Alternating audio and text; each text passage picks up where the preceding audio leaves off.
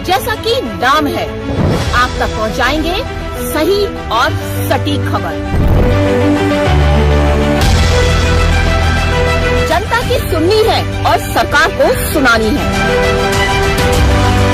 ये है आई of truth.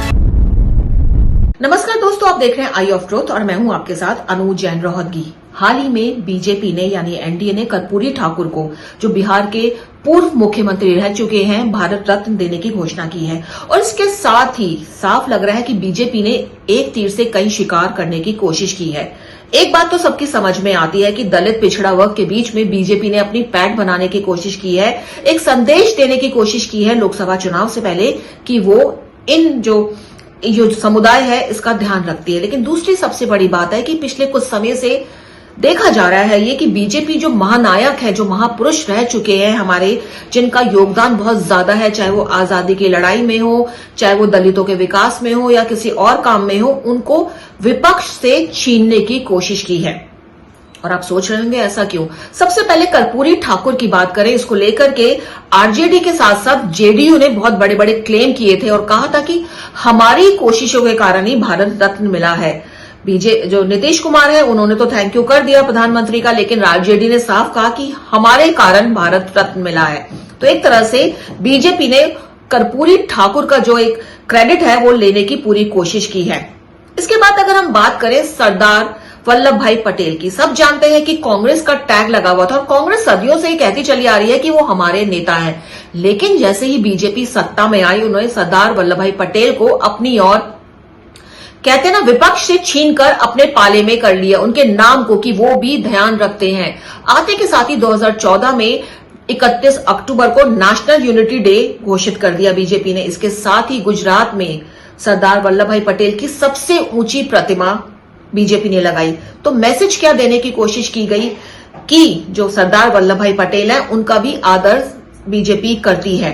तो इस तरह से कहा जा रहा है कि जो विपक्ष से जो कुछ लोग, जो विपक्ष कहता था कि हमारे नेता हैं, हमारे कारण, हमारे पार्टी से बिलोंग करते हैं, हमारे नेता हैं, उसका जो क्रेडिट है बीजेपी ने अपनी ओर करने की कोशिश की है। और इसके जरिए जो एक वोट बैंक है उसको भी बीजेपी अपनी ओर कर रही है, क्योंकि सभी जानते हैं जो हमारे महापुरुष हैं उनसे बहुत ज्यादा लोग प्रभावित हैं और उनके वोटर्स, जो वोट बैंक है, उनका बहुत सॉलिड है। इसके साथ एक और महानायक की अगर हम बात करें, बिरसा मुंडा की, बहुत कम लोग ये जानते होंगे कि आदिवासी समुदाय से आने वाले बिरसा मुंडा ने आजादी की लड़ाई में बहुत बड़ा योगदान दिया है और संसद में ये इकलौते एक आदिवासी नेता है जिनका चित्र लगा हुआ है।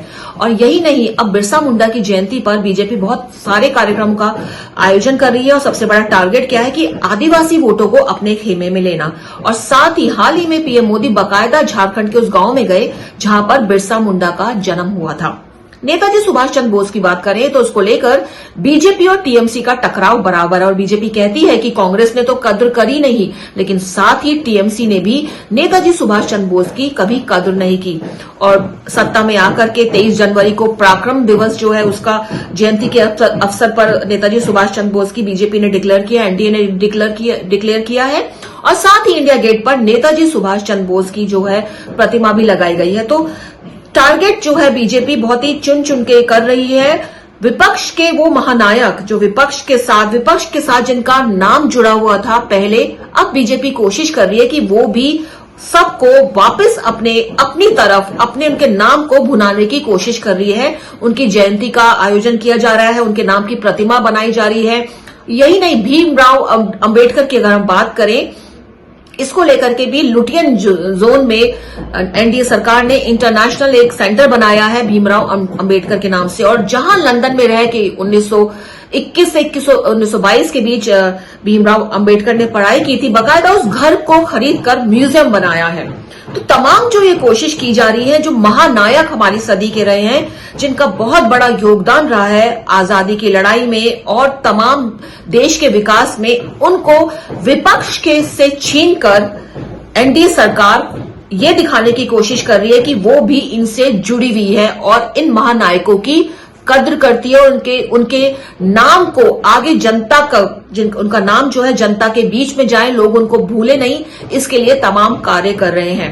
और ये जो फल है इसका टारगेट वही है, चुनाव है। ये तो सब जानते हैं कि राजनीति में जो भी किया जाता है उसके पीछे कहीं ना कहीं मकसद एक ही होता है। तो लोकसभा चुनाव पास आ रहे हैं, अब देखना यही है कि जो 4 महानायक हैं, सरदार वल्लभ भाई पटेल, बिरसा, 5 बल्कि कहिए, कर्पूरी ठाकुर, बिरसा मुंडा, नेताजी सुभाष चंद्र बोस और अंबेडकर, इन सबको जो महानायकों को एनडीए ने विपक्ष से छीनकर अपनी तरफ अपने नाम को भुनाने की कोशिश की है। कितना फायदा होगा ये तो लोकसभा चुनाव जब आएंगे उसका जो परिणाम आएगा उसमें पता चलेगा। लेकिन हाँ, कॉम्बिनेशन जो बनेगा उसमें ये फैक्टर बहुत ज्यादा इंपॉर्टेंट रहेगा। उम्मीद है हमारा प्रोग्राम आपको पसंद आया होगा। दोस्तों, हम आपसे बार बार रिक्वेस्ट यही करते हैं कि हमारे चैनल को सब्सक्राइब कीजिए और आजकल एक और कॉलम आपको नजर आता होगा, अगर आप हमारे सब्सक्राइबर हैं, ज्वाइन, तो आप हमारे चैनल को ज्वाइन कीजिए, हमारे मेंबर बनिए। बहुत ही छोटी सी फीस देकर आप हमारे मेंबर बन सकते हैं और हमें मोटिवेट कर सकते हैं। देखते रहिए, बने रहिए आई ऑफ ट्रुथ के साथ। हमारे चैनल आई ऑफ ट्रुथ को सब्सक्राइब कीजिए यूट्यूब पर, इसे फॉलो कीजिए फेसबुक पर, इंस्टाग्राम पर, ट्विटर पर और कू पर। हमारे चैनल के बारे में फीडबैक देने के लिए हमें मेल कीजिए ioftruth.6@gmail.com पर।